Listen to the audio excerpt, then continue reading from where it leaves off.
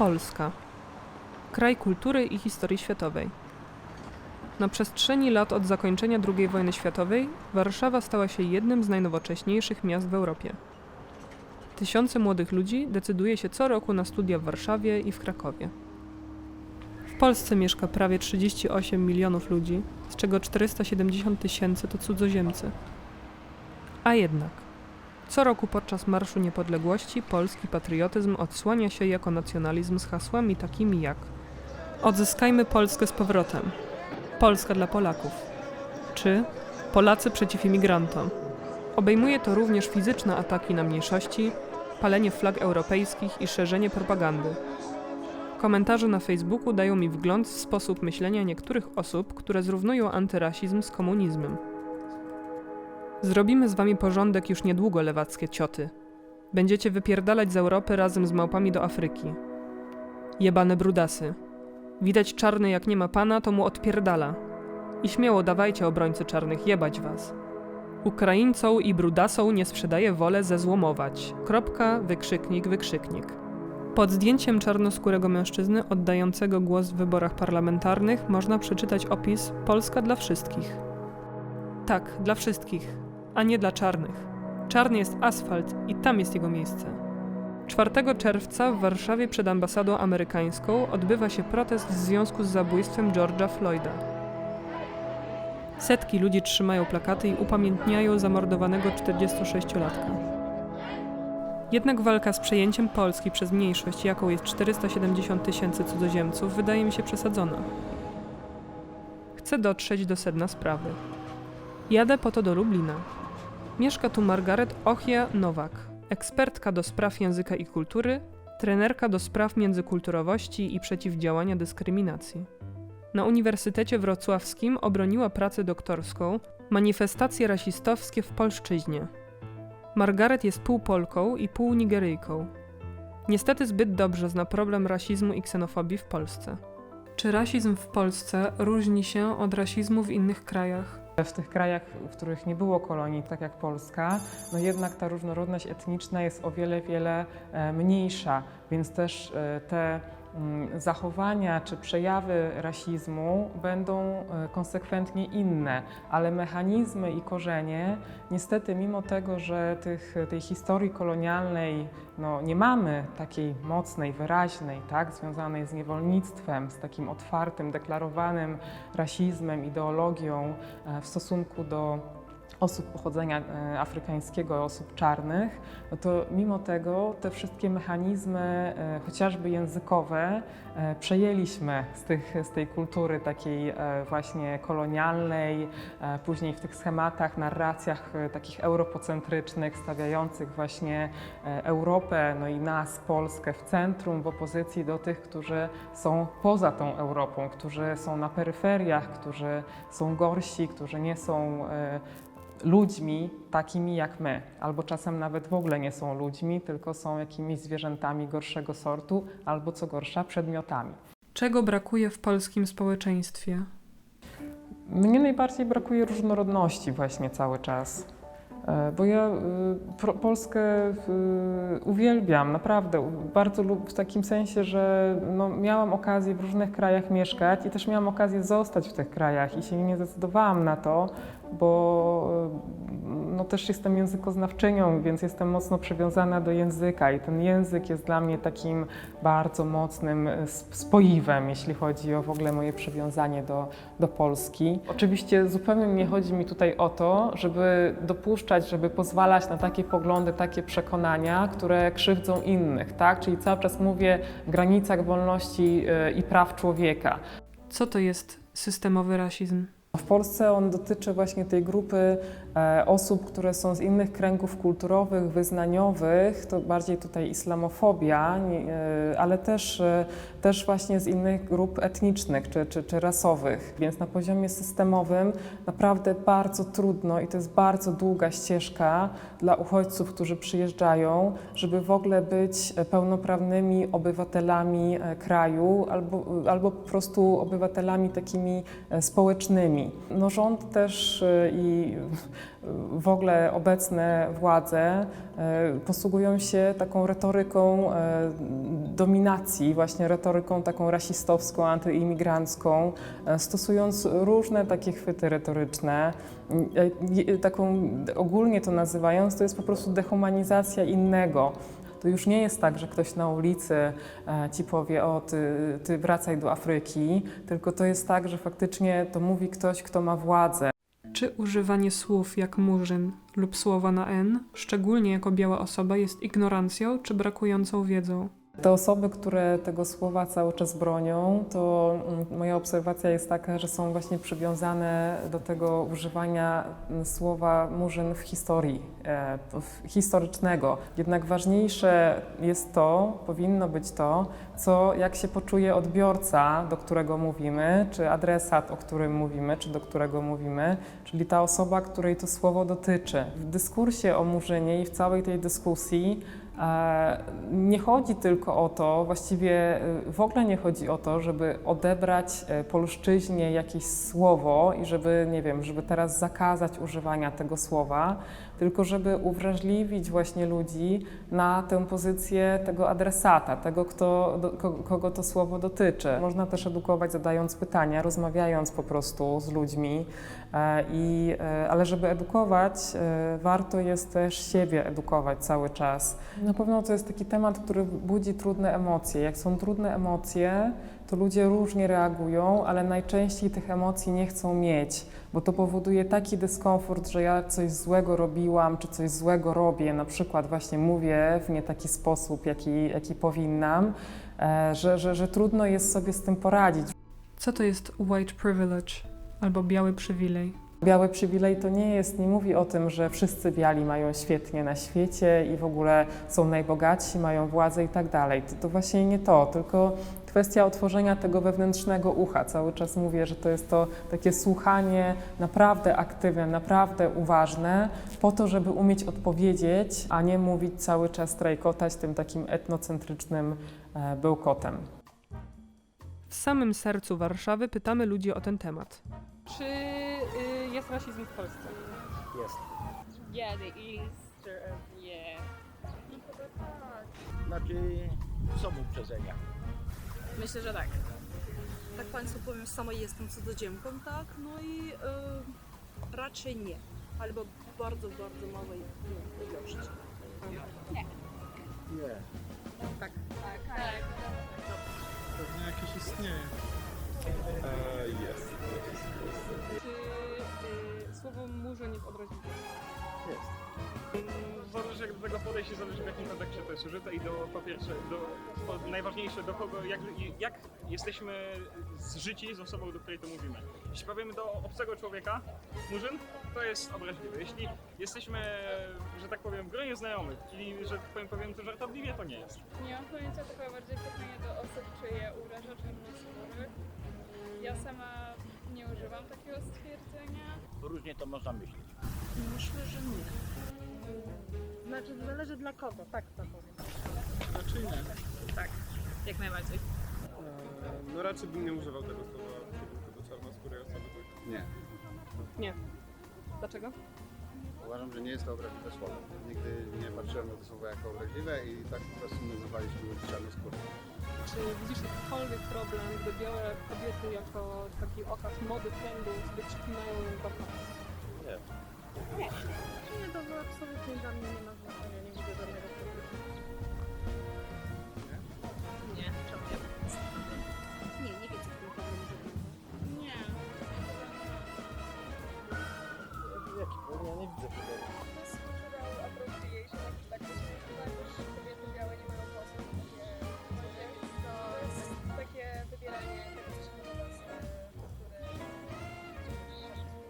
Czy zgadniesz, ile mieszka mniej więcej cudzoziemców na całą Polskę? Tak obserwuję, widzę, że coraz więcej. I know all these people. Two people. I'm new people, ale są... Nie wiem, wydaje mi się, że ponad 2 miliony. 2 miliony? No, coś takiego. No nie wiem. No to czy to możemy tylko nie Polaków.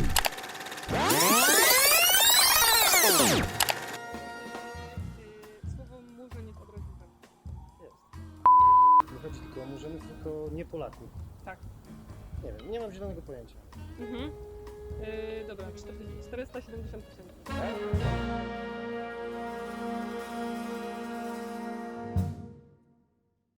Spotykamy się z Jamesem Omolo, autorem 2 książek.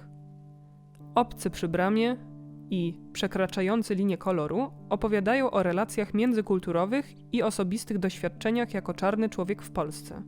Na jakie problemy natrafiłeś po przyjeździe do Polski? At the top, language, adaptation, which was not so easy when you don't understand the language, and being visible, being different from the majority, owing to the fact that this is a very homogeneous society. W jaki sposób doświadczyłeś rasizmu? There have been many, actually. There have been many racist attacks, and I think I personally experienced one when I was still a student, and we were coming from the club, actually, and in Metro and Centrum, there are these guys who came like in the mid 30th, and they said, "Black power, you go back to Africa," and they spat on me, and that was actually the first incident that I experienced. And then there were also the microaggressions in terms of being called racist names like Mujin, like Maupa, some are making monkey chants on the street. But then later I realized that it's not gonna stop, or it will continue, and it might also continue to harm me further if I don't do anything. So, and that's actually was the background of starting Fundação Africa Connect to actually tackle these issues, create a platform where we could address, actually a space where we could address these issues, talk about it, educate Polish people about Africa not being a country, but a very diverse continent, because there was a lot of, there was and there's still a lot of misconception about Africa, about Africans, where one African is taken as a whole continent. So I'm become a representative of the entire continent, and that should not happen. Czy istnieje różnica między rasizmem w Polsce a rasizmem w innych krajach? Racism is a global phenomenon, and that comes with also institutional racism that it's been systematized to a point that people think it doesn't happen. It's more subtle in a way to them, and everything is just being swept under the carpet, which of course shouldn't be the issue. So most people, especially in Poland, we talk about the microaggressions, but forgetting about the institutional racism. And that's a big problem, because institutional racism is even more insidious because it shapes you, it shapes your power, your economic power as well. And that's the worst part of racism, actually. Co możesz mi powiedzieć o białej wrażliwości?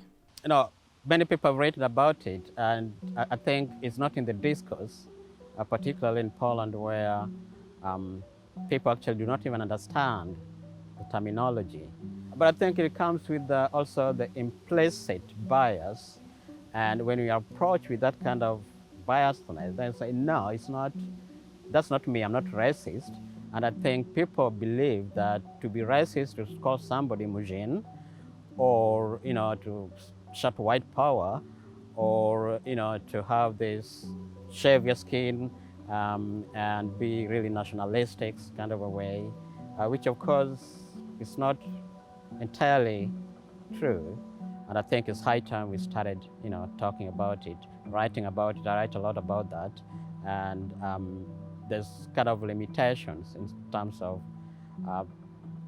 people not accepting, or sort of live in a denial stage.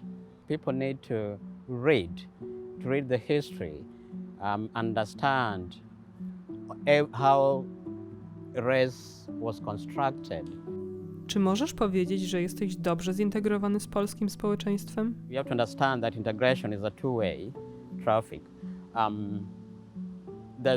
The problem in Poland is that there's a lot of pressure on non-Poles to integrate, but not for Poles to integrate at the same time.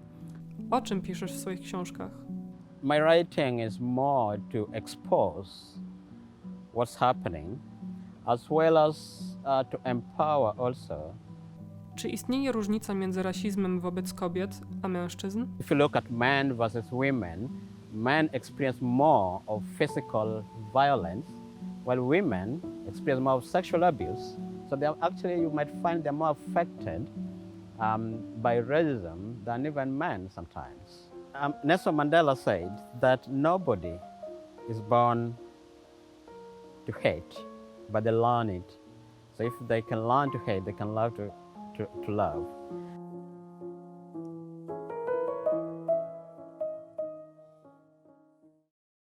Marta Baczewska-Ologiele, studentka sztuki, opowiada o swoich osobistych doświadczeniach. Urodzona i wychowana w znacznie mniejszym mieście niż Warszawa, Wołominie, może z własnego doświadczenia powiedzieć, jak to było być osobą, która spośród wszystkich dzieci ze szkoły oraz swoich przyjaciół jako jedyna miała czarną karnację. Czego brakuje w polskich szkołach? Brakuje ogólnie rozmów.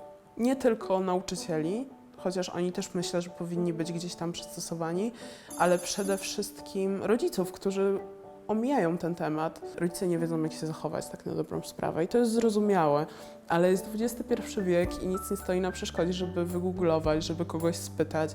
Jakby totalnie nie ma nic złego w tym, żeby pytać, bo chyba na tym to polega. Czy uważasz, że biali ludzie powinni się wypowiadać na temat rasizmu? Jeżeli chcemy tworzyć społeczeństwo, które jest jednością i które działa na zdrowych zasadach, musimy się słuchać i rozmawiać. Myślę, że nie ma żadnego problemu z tym, że biali ludzie zaczynają rozmawiać z czarnymi i prowadzić dyskusję na temat rasy. Problem jest wtedy, kiedy nie słuchają argumentów drugiej strony. Problem jest wtedy, kiedy mówi się im z własnego doświadczenia, że coś jest nie okej, a oni nadal obstają przy swoim zdaniu. Czym nie jest biały przywilej? Biały przywilej na pewno nie jest czymś, co jest złe. Jakby to jest wspaniałe, że masz przywilej, to jest wspaniałe, że możesz zmieniać świat i że możesz mieć na niego wpływ. Tylko kwestia tego, jak go wykorzystasz. Jeżeli ja jako czarna osoba mówię ci, że masz biały przywilej, to znaczy, że sugeruję ci, że możesz wykorzystać to w dobry sposób. Nie oskarżam cię o to, że urodziłeś się jako biały człowiek w Europie. Nie oskarżam cię o to, że twoje życie wygląda tak, a nie inaczej, ale sugeruję ci, że pewne doświadczenia, które gdzieś tam spotkałeś po drodze, mogą nie do końca pokrywać się z moimi. I mój świat może być przeze mnie trochę inaczej postrzegany i mogę napotykać inne trudności. Jedna z dziewczyn w komentarzach napisała mi o tym, że ona nie uważa, że jej przywilej jest czymś złym, bo jej rodzice bardzo ciężko całe życie pracowali na to, co ma i wcale im nie było łatwo. I czemu ona ma się teraz tego wstydzić? Ja jej odpowiedziałam, że nie ma w tym nic złego. Nie masz w ogóle się za co wstydzić, tylko moi rodzice też ciężko pracowali i też mieli pewne trudności, tylko u nich pojawił się problem w postaci rasizmu systemowego w pewien sposób, ponieważ mój ojciec, który skończył ekonomię w Polsce, nigdy nie mógł dostać pracy w banku, na przykład, bo nikt nie chciał zatrudniać obcokrajowców. Co myślisz o tym, że ludzie nie widzą rasizmu w produktach, reklamach i przekazie medialnym? Nie wiem, czy na przykład niektórzy wiedzą, że są kremy wybielające dla czarnych kobiet. Ja się o tym dowiedziałam jakieś 5 lat temu, będąc w Londynie, że normalnie w sklepie możesz iść i kupić krem wybielający, który wybieli twoją skórę. Sama pamiętam, że dorastając jako dziecko przeszłam prostowanie włosów, związywanie tak, żeby nie było widać, że mam kręcone. No nie wiem, nie opalałam się, bo nie lubiłam się opalać i być jeszcze ciemniejszą. Mój ojciec zawsze mi powtarzał, że masz takie piękne włosy, czemu to sobie robisz? I ja faktycznie zaczęłam je lubić dopiero później, że zaczęłam nosić je rozpuszczone, że zaczęłam kombinować i pojawiały się bardzo miłe komentarze. O co chodzi w zawłaszczeniu kulturalnym? Moja znajoma, która jest terceronką, ma mamę mulatkę, opowiadała, że do dnia dzisiejszego pamięta, jak była dzieckiem i chłopcy i dziewczynki śmiali się z niej w podstawówce, że jej mama ma robaki na głowie, bo miała dredy. I to właśnie jest ta kwestia, o której zawsze się mówi przy kradzieży kulturowej, że coś, co mogło być związane w pewien sposób z tak zwanym hejtem, czy dyskryminacją, czy mogło być powodem żartów, jest teraz uważane za modne, ty to przejmujesz, nie zważając na cały kontekst historyczny i zaplecze emocjonalne. Myślę, że bardzo ważne jest przy tym wszystkim, żeby się edukować. Jeżeli byś pamiętała lub pamiętał o tym, że to niesie ze sobą pewien walor kulturowy, o którym jest super pamiętać, o którym jest na przykład, przecież bardzo miło jest powiedzieć, że wiesz, skąd to się bierze. Przecież jest super zabłysnąć nawet w towarzystwie, że nie jesteś po prostu nieświadomą jednostką, która naśladuje resztę. W momencie, kiedy robimy to tylko dlatego, że to jest modne, nie zważając na to, że ktoś inny płakał z tego powodu i to było związane w pewien sposób z takimi, a nie innymi realiami, to jest po prostu płytkie podejście. Jeżeli chodzi o kwestię tego, że czarne kobiety noszą blond peruki, czy prostują włosy, to jest po prostu kwestia tego, że narzuca się od razu z góry, nawet nieświadomie, tylko że media tak robią, narzucają jakby w pewien sposób eurocentryczny model wyglądu kobiet. W momencie, kiedy robimy kradzież kulturową, to kradniemy konkretne części danej kultury. A czy możemy uznać, że blond włosy są częścią kultury? Gdybyś mogła coś powiedzieć do 13-letniej ja, co by to było? Jakbym miała powiedzieć sobie w wieku 13 lat, teraz jako dorosła kobieta, co powinnam zrobić, to przede wszystkim powiedziałabym, szukaj ludzi, którzy wyglądają tak jak ty, bo prawdopodobnie oni doświadczają tego samego i wcale nie jesteś samotna. No to jeżeli chodzi o to, kiedy poczułam się bezpiecznie i 100% akceptowana w Polsce, to był moment, kiedy miałam 20 lat i pierwszy raz poszłam do klubu, który był nieheteronormatywny i to był klub w Warszawie. I ja tam weszłam i czułam się jak w raju. Jakby nie czułam się osądzana, nie czułam, że ktoś się na mnie patrzy. Czułam się świetnie i czułam się jak u siebie i to spowodowało, że ja w kolejnych miesiącach zaczęłam się pojawiać na takich eventach. Były bale, były imprezy queerowe, były spotkania z drag queen, było bardzo dużo rozmów, które doprowadziły mnie do tego, że ja zaczęłam szukać swojej tożsamości w tym wszystkim. I zaczęłam szukać tego, jakim człowiekiem jestem i do końca życia będę wdzięczna tej społeczności, że doprowadziła mnie do tego momentu, w którym jestem teraz.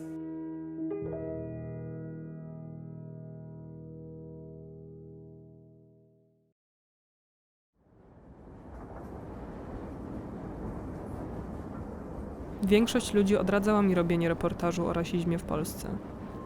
A i tak to zrobiłam. Zdecydowałam, że i tak to zrobię, ponieważ historie kilku osób, z którymi rozmawiałam, są dla mnie ważniejsze niż to, że ktoś pomyliłby mój gniew z nienawiścią. Krytyka nie powinna być mylona z nienawiścią. Nie mogę już zamknąć oczu i udawać, że te problemy nie istnieją. A mogłam to zrobić. Łatwiej jest chodzić po świecie, nie rozglądając się dookoła. Łatwiej jest być jedną osobą wśród wielu. Ale prawda jest taka, że nikt nie słucha ludzi, którzy są dyskryminowani. A kiedy ktoś, kto nie jest członkiem mniejszości, woła o pomoc w imieniu innych, jest uważany za zbyt politycznie poprawnego albo twierdzi się, że przesadza. Świadomie wybieram nie bycie konformistką. Cisza musi się skończyć. Jak możesz pomóc? Co możesz zrobić? Komu możesz o tym powiedzieć? I do kogo powinieneś mówić? Musisz tylko wiedzieć, że nie jesteś sam.